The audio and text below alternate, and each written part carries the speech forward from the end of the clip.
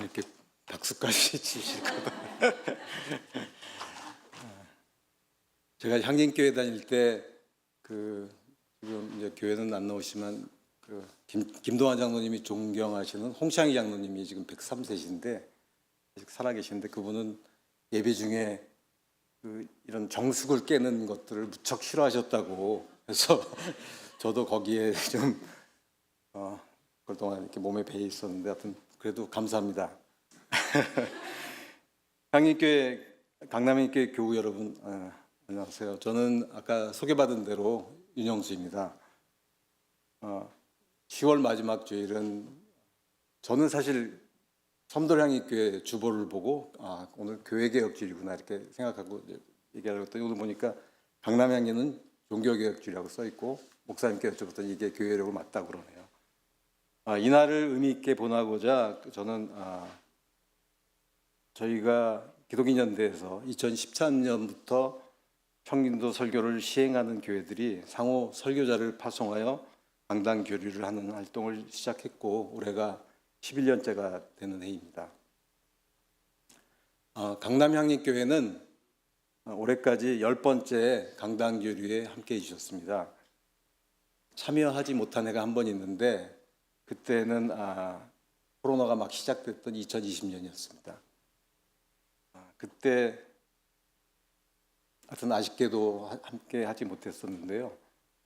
저는 향림 공동체 교회 구성원으로서 지금까지 30년이 넘게 다양한 활동을 강남향림교회와 함께하면서 아주 친숙한 교회라고 생각합니다. 그래서 오늘도 발걸음도 가볍게 왔고 그리고 많은 분들을 반갑게 인사를 나누어서 너무 기분이 좋은 하루입니다.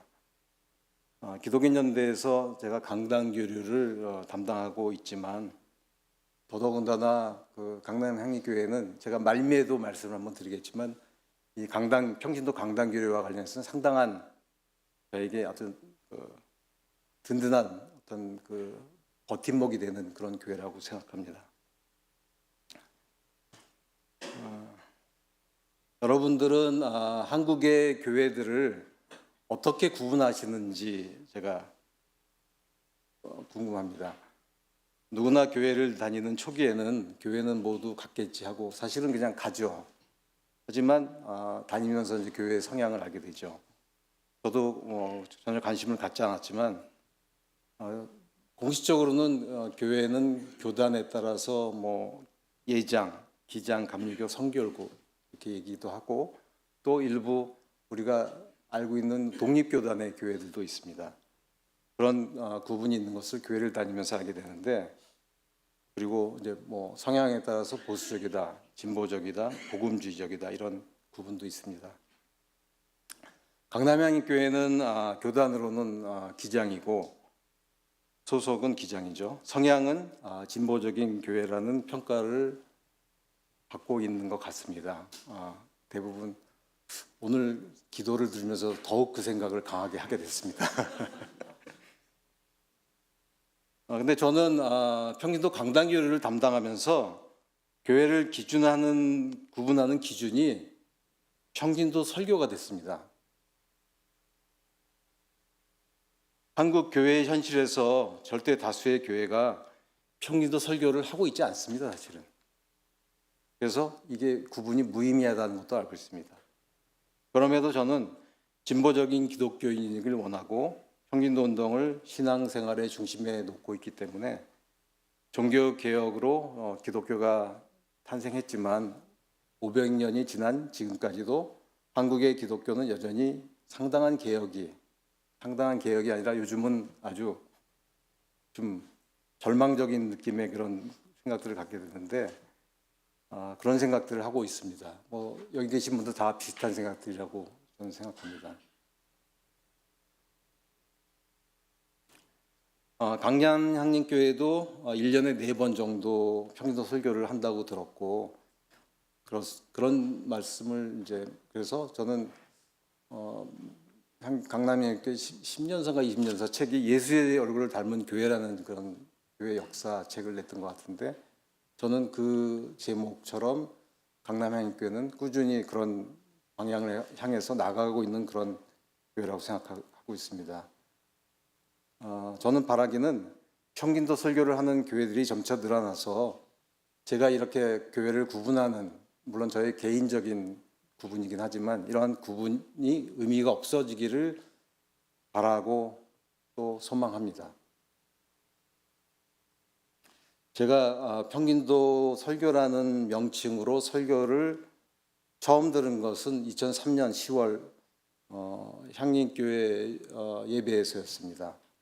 홍글스 목사님 후임으로 새로운 목사, 조은정 목사님이시죠. 조은 목사가 부임하고 몇 개월이 지난 후 평긴도 설교를 제안하고 신도회별로 차출된 6명의 신도회 설교자들이 3개월간의 준비하는 과정을 거쳐서 매월 한 명씩 목사와 함께 평긴도 설교를 진행했습니다. 첫 번째 평긴도 설교를 진행했던 사람은 제 기억으로는 청년이었던 것 같습니다. 예배를 마치고 목사는 예배 중에 그 설교를 하는 게 쉽지 않을 텐데 어떻게 그렇게 잘했냐면서 덕담을 하고, 더구나 이제 거기에 농담을 좀 섞어서 앞으로 목회하기 쉽지 않겠다 이런 말도 하시더군요. 그리고 교우들도 그날의 설교자들에게 직업을 바꾸는 게 어떻겠느냐 이런 얘기를 했었습니다. 사실은 여기 또 지금 앉아 계신 분 중에 강단교회 때 나와서 설교하신 분들이 있지만 아마 끝나고 그런 덕담은 다 들으셨을 거로 생각합니다.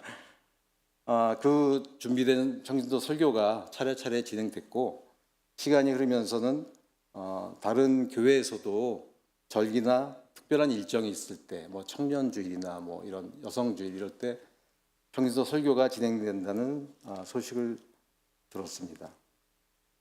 그런데 그 향림교회에서 그것을 진행하면서 동시에 이제 들리는 얘기는 평긴도 설교가 있는 그 주일에 다음 월요일에는 목회실에 몇몇 교인들이 상당히 좀 불편한 얘기들을 전하는 그런 얘기들을 했다고 하고, 저도 실제로 이제 들은 적이 있습니다.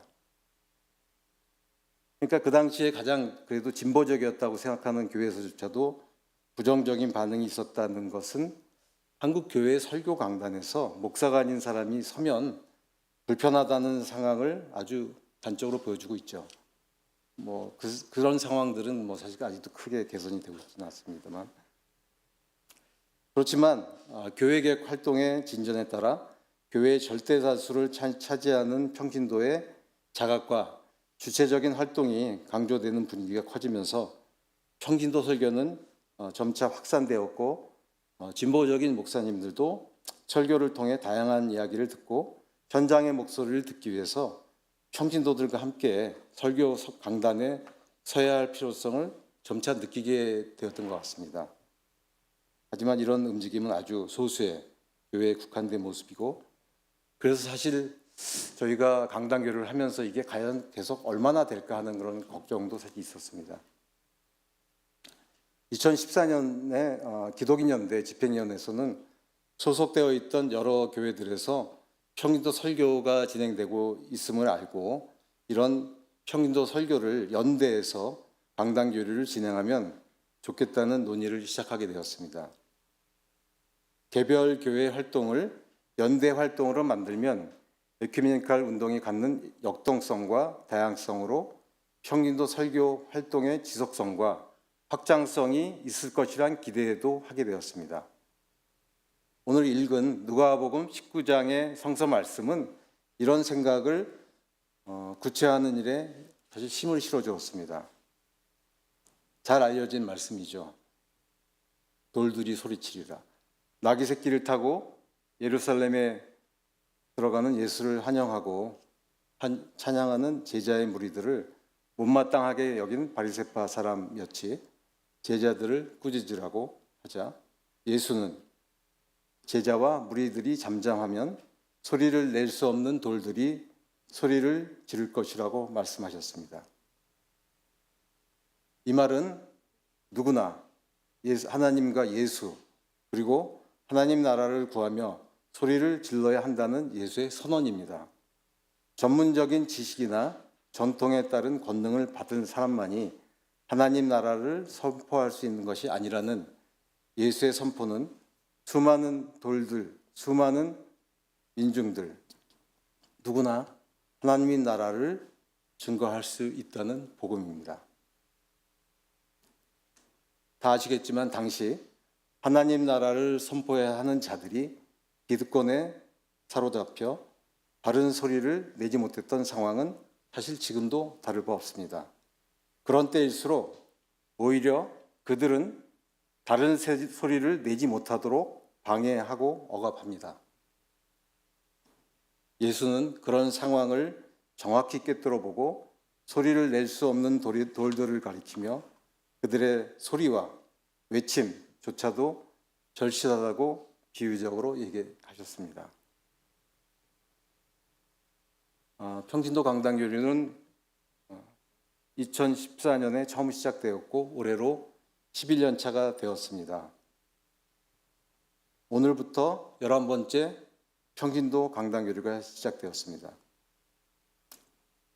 올해는 서울, 경기도, 대구, 창원에 있는 10개 교회가 참여합니다.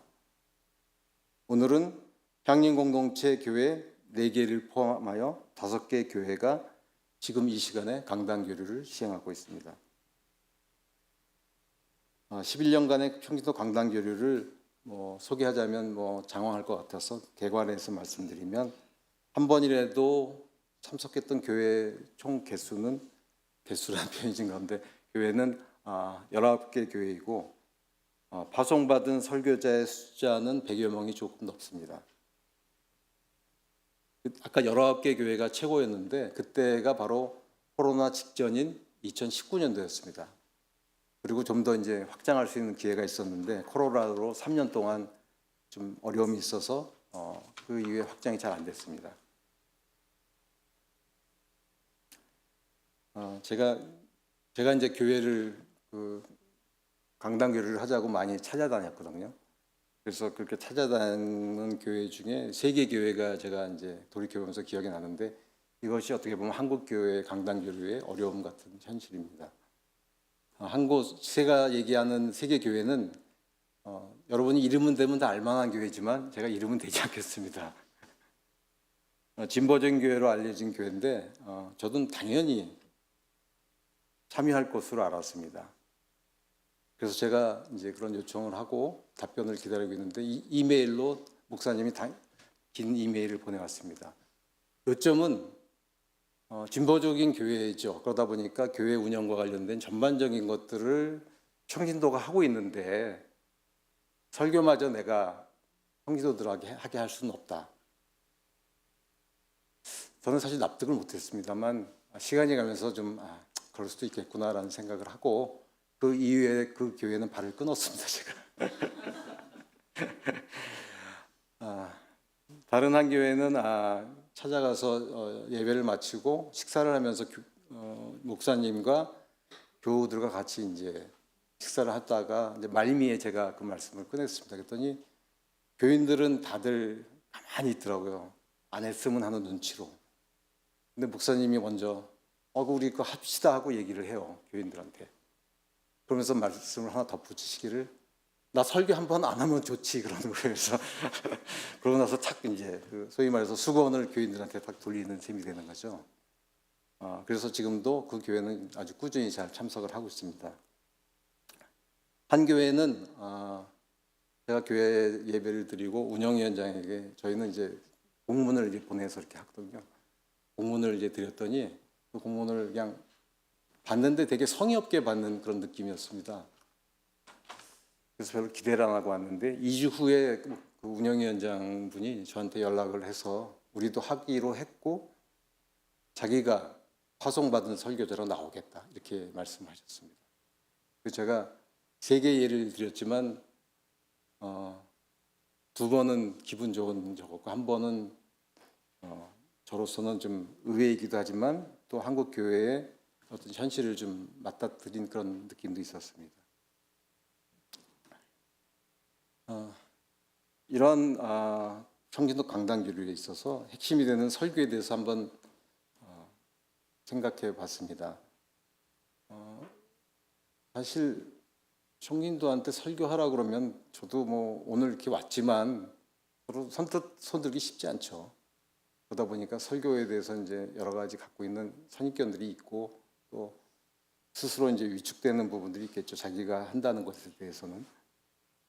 예배에서 제일 중요한 순서가 뭐냐고 물으면 아마 조금씩 다르긴 하겠지만 아마 설교가 제일 중요하다라고 이제 생각할 것 같습니다. 예배에서 차지하는 시간적인 비중이나 참여자들의 집중도가 높기 때문에 아마 그럴 것입니다. 그럼 설교를 누가 하느냐는 질문을 하면 대부분의 기독교인은 아마 목사라고 대답합니다. 뭐 맞는 말이죠. 이것은 전통에 따르든 관행에 의하든 당연한 답변입니다. 그런데 제가 엉뚱한 생각을 한번 해봤습니다. 저도 향인교회를 나온 지 30년이 넘었는데 한국에서 기독교인이 돼서 한 교회에 소속되면 잘 옮기지 않습니까? 한 10년 이상을 예배에 참여한다고 치면 그리고 그 10년이라는 시간은 대략 한 500번 정도의 주일을 맞이하게 되고 그리고 알다시피 저희가 알고 있는 대부분의 교회는 목사가 임기가 없지 않습니까? 그럼 목사 한 명이 또는 뭐 부목사가 가끔 이런 식으로 설교를 이제 운영하게 될 텐데 그런 설교 10년 다니면서 그런 정도의 한 분에게 설교를 계속 듣다 보면 딴 분들은 어떨지 모르지만 저는 좀 자연스럽게 고개가 이제 예배 중에 수그러지는 그런 경험을 하지 않을까요? 그리고 이제 어떤 분들은 드러내놓고 절기 때면 자기가 이거를 작년에 했는데 올해는 새롭게 좀 조금 해서 한다 이런 식의 이제 솔직함도 표현하지만 이런 저의 이제 엉뚱한 생각에 어느 정도의 분들이 공감을 할지 모르겠지만 그리고 물론 이제 현실적이지 않은 가정들도 있겠죠. 그렇지만 또한 많은 한국의 기독교인들이 맞닥뜨리고 있는 현실이라고도 생각합니다.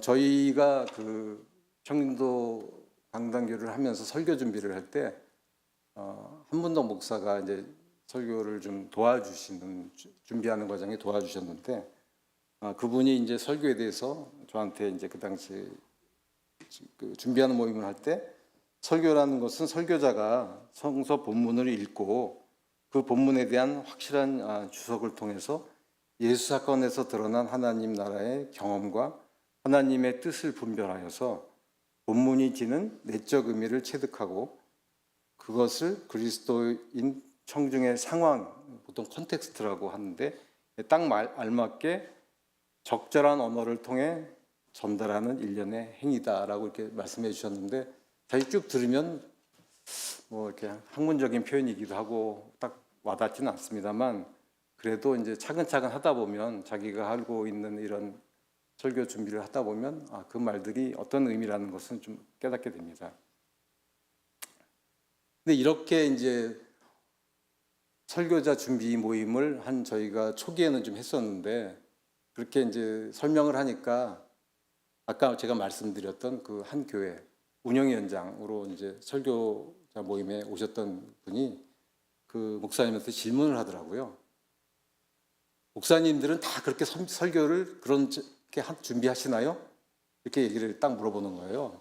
그 말은 이제 그분의 이제 경험상 자기가 듣는 설교들은 그렇지 않다는 그런 걸 전제로 깔고 있었는데 사실 한무동 목사가 그냥 웃고 말더라고요. 별로 얘기를 안 하시던데 제가 많이 들어본 평신도들의 설교는 성서 본문을 먼저 선택하지 않고 본인이 경험한 사건과 경험 중에 하나님 나라의 가치인 생명과 평화, 정의의 기준에 부합한 경험을 생각하고 그리고 그런 사건과 경험을 통해 알게 된 하나님의 뜻을 깨닫고 그에 맞는 성서 본문을 찾아서 설교를 하는 것 같습니다. 완전히 다르진 않지만 좀 순서가 좀 다르죠. 사실 평신도에게는 사건과 현장이 먼저 있었던 것 같습니다.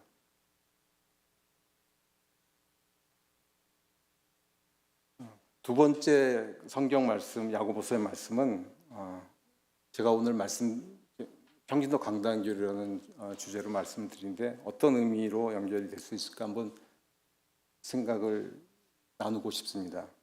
10월 둘째 주일 제가 소속 교회는 섬돌향림교회입니다.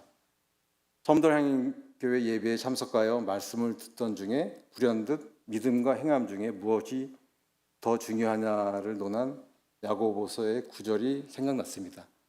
목사님의 설교는 이게 아니었는데 저는 앉아가지고 딴 생각을 하고 있었던 겁니다. 불현듯 이게 생각이 났어요. 그래서 집에 돌아와서 야고보서의 말씀을 읽으며 믿음과 행함에 대한 토론이 머리를 맴돌았습니다.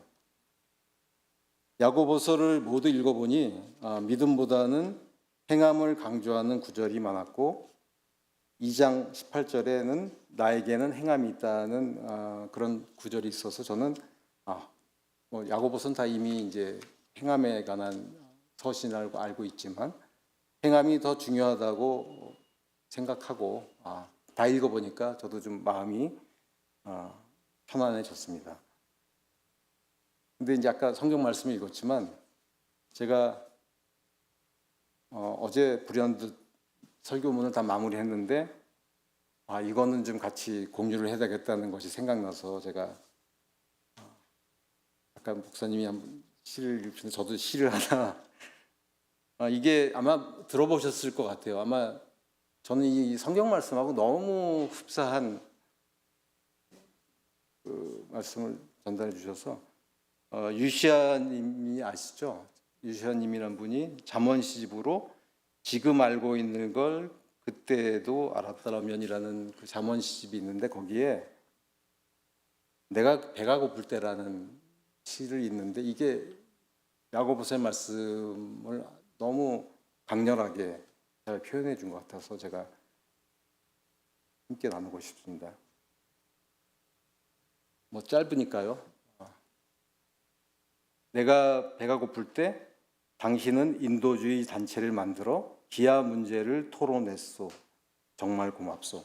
이거는 이제 이분이 여기저기 있는 글들을 모은 건데 뉴욕 맨하탄에 흑인 거지가 썼다는 것으로 되어 있습니다. 작자는 미상이지만 내가 감옥에 갇혔을 때 당신은 조용히 교회 안으로 들어가 내 석방을 위해 기도해 주었소. 정말 잘한 일이요. 내가 몸에 걸칠 옷 하나 없을 때 당신은 마음속으로 내 외모에 대해 도덕적인 논쟁을 벌였소. 그래서 내 옷차림이 달라진 게 뭐요? 내가 병들었을 때 당신은 무릎 꿇고 앉아 신에게 당신과 당신 가족의 건강을 기원했소. 하지만 난 당신이 필요했소. 내가 집이 없을 때 당신은 사랑으로 가득 찬 신의 집에 머물라고 내게 충고를 했소. 난 당신이 날 당신의 집에서 하룻밤 재워주길 원했소. 내가 외로웠을 때 당신은 날 위해 기도하려고 내 곁을 떠났소. 왜 내 곁에 있어주지 않았소? 당신은 매우 경건하고 신과도 가까운 사이인 것 같소. 하지만 난 아직도 배가 고프고 외롭고 춥고 아직도 고통받고 있어. 당신은 그걸 알고 있어.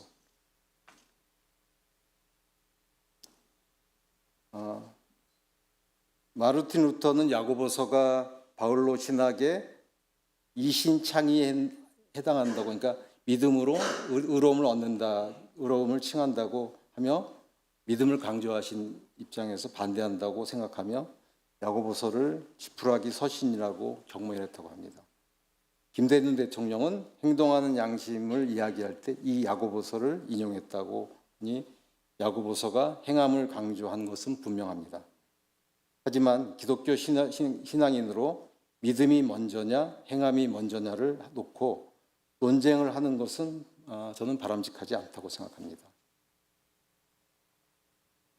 그렇지만 루터와 같이 믿음이 우선이라고 주장하는 기독인을 만나면 대략 난감해집니다. 이런 저의 모습은 한국 교회가 믿음을 우선시하는 분위기가 주류를 이루고 있다고 판단하기 때문이기도 합니다. 돌이켜보면 저는 고등학교 시절에 기독서클을 통해서 기독교를 알게 됐는데 처음으로 사형리를 접하고 하나님과 예수님을 믿기로 결단하는 요구에 어정쩡하게 반응하고 현재에 이르렀습니다. 이런 저의 신앙은 그때의 경험이 믿음이 먼저라는 주장에 부정적인 선입견을 갖게 되었습니다. 그리고 이후 믿음 측면에서 뭔가 부족함을 느끼고 살고 있습니다. 그런데 대학 시절을 보내며 편드시는 하나님, 역사적 예수, 민중신학을 접하게 되었고 향림교회에서 신앙생활은 하나님과 그 나라에 대한 구체성과 실천을 경험하게 되었습니다. 결론적으로 저희 신앙은 야고보서의 주장에도 불구하고 믿음과 행함은 새의 좌우 날개처럼 균형을 갖는 것이 좋다는 입장입니다. 이번에 평균도 강단교류 설교 준비를 하면서 평균도가 설교를 준비하는 것은 믿음과 행함을 함께 경험하는 구체적인 현장이 아닐까 이런 생각을 해봤습니다. 기독교가 제시하는 믿음의 대상과 하나님 나라에 대한 확신은 신앙의 연수와 관계없이 쉽지 않은 것으로 보입니다. 그런데 설교를 준비하려면 믿음의 대상을 믿는 질문을 어떤 방식으로든 거쳐야 합니다. 그렇게 준비된 설교는 하나님 나라에 대한 다짐과 실천을 언급하게 되고 최종적으로 여러 사람 앞에서 전하고 선포하는 과정을 통하여 함께 공유하게 됩니다. 그리고 하나님 나라를 성취하기 위한 다양한 노력도 하게 됩니다. 이러한 일련의 과정을 설교를 준비하며 맛보게 된다면 귀한 은혜의 시간이 아닐 수 없습니다. 결국 믿음이나 행함이냐의 문제는 설교를 준비하는 과정에서 자연스럽게 해소된다고 생각합니다. 평균도 강단교류를 하면 무엇보다 평균도 설교자는 한 편의 설교문을 준비하는 과정에서 그동안의 신앙생활에서 경험하지 못했던 새로운 일들을 경험하게 됩니다. 또한 평균도 설교를 강단교류에 참여하면 그리고 그런 설교를 준비하는 과정을 통해서 평균도의 설교권 회복을 통해서 종교개혁 당시에 주장했던 마르틴 루터가 주장했던 만인 사제설이 주장하는 정신을 회복할 수 있습니다. 그리고 끝으로 한국교회의 에큐메니컬 정신을 회복하는 일에 상당한 기여를 할 수 있습니다. 올해가 그 NCC 100주년이라고 하는 영상을 본 적이 있는데 사실 한국에서의 에큐메니컬 정신이 너무 개교회에 막혀서 교인들이 교회 밖을 잘 나갈 생각을 못하지 않습니까? 저는 이제 마지막으로 이제 설교를 마무리한다고 전 써왔는데 주보에는 하늘빛 벽으로 돼 있죠. 이게 교회마다 어떤 데는 설교, 하늘빛 벽이 말씀 나눔 다양하게 표현을 하더라고요.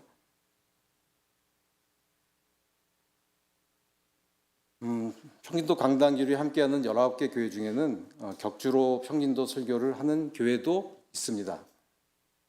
목사가 없는 평균도 교회도 있습니다. 매월 한 번 또는 분기에 한 번 하는 평균도 설교를 하는 교회도 있습니다. 그리고 11년 동안 한 번도 빠지지 않고 했던 두 교회가 있습니다. 이 교회는 세민족교회와 섬돌향림교회입니다. 어떤 평균도 설교자는 매년 다른 교회에 설교하기를 원해서 지금까지 12번째, 올해는 12번째 이제 교회, 대구에 있는 교회에 가서 설교를 하시게 됩니다. 강남향림교회는 2014년부터 평균도 강단교류에 함께하여 올해로 10번째 강단교류를 진행하고 있습니다. 그동안 10명의 설교자가 파송되어 10개의 교회에서 설교를 해주셨습니다. 강단교류를 위하여 수고를 해주신 담임 목사님과 운영위원회 그리고 설교자 여러분의 관심과 수고에 감사드립니다. 제가 평균도 강단교류 활동을 11년간 경험해본 바로는 청진도 설교자의 부족을 해결하는 것이 확장성을 위해서 대단히 중요합니다. 올해도 강단교류에 참여하고자 했던 몇 교회가 설교자를 팔송할 수 없는 조건이라 함께하지 못했습니다. 기독인연대에서는 강단교류 활동의 지속과 확장을 위하여 청진도 설교에 대한 긍정적인 인식 확산과 설교자가 될 수 있는 프로그램을 협의하고 준비 중에 있습니다. 신앙을 바탕으로 전문 분야에 대한 지식과 경험이 있는 청진도들의 관심과 참여가 하나님 나라 확장의 한 축을 감당할 수 있을 것입니다. 이런 점에서 성서 학당으로 준비되어 있는 강남향리 교회 교우들의 이 가능성은 강단교류를 준비하는 저에게는 상당한 든든한 믿음이 되고 있습니다. 앞으로 강단교류를 지속하기 위한 노력임에도 불구하고 한국 교회의 상황은 쉽지 않음을 느낍니다. 교회에 대한 세상의 신뢰도 저하와 청년층의 기독교 외면에 따른 교인의 노령화, 물질 만능이 초래하는 자본의 우상화, 근본주의적 성경 해석 고수화, 정치적 보수화 경향의 강화, 이런 일들이 한국 기독교회가 대적해야 할 과제는 수도 없이 많습니다. 우리 기독인들이 깨어있고 주체적인 신앙인으로 살아가기에는 무력감과 패배주의에 빠지기 쉬운 시대를 살고 있습니다. 저만 그런지도 모르겠습니다만 어려운 화두를 끌어안고 하나님 나라를 향하여 나아가고자 애쓰는 교회들과 청진도 설교가 만들어가는 청진도 강단교류가 하나님 나라의 성취를 위해 겨자씨 같은 역할이라도 할 수 있기를 기도하며 오늘의 설교를 마무리하겠습니다. 함께 묵상하겠습니다.